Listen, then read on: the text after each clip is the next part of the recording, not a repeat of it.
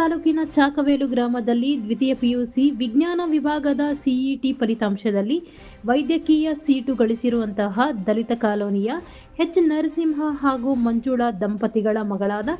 CN ಭಾರ್ಗವಿರವರಿಗೆ Karnataka ರಾಜ್ಯ JDS ಯುವ B ಗ್ರೇಡ್ನ ಪ್ರಧಾನ ಕಾರ್ಯದರ್ಶಿ ಹಾಗೂ ಸಮಾಜ ಸೇವಕರು ಆದಂತಹ ಡಾಕ್ಟರ್ ಎಂಎನ್ ರಾಜಾರೆಡ್ಡಿರವರು ಸನ್ಮಾನ ಮಾಡಿ ಅಭಿನಂದಿಸಿದರು ಹಾಗೂ ಮುಂದಿನ ವಿದ್ಯಾಭ್ಯಾಸಕ್ಕೆ ಚೆಕ್ ಮುಖಾಂತರ ಸಹಾಯ ಹಸ್ತವನ್ನು ನೀಡಿದರು. ಈ ಸಂದರ್ಭದಲ್ಲಿ ಚಾಕವೇಲು ಗ್ರಾಮ ಪಂಚಾಯಿತಿ ಮಾಜಿ ಅಧ್ಯಕ್ಷರು ಆದಂತಹ ಪಿಎಸ್ ವೆಂಕಟರೆಡ್ಡಿ,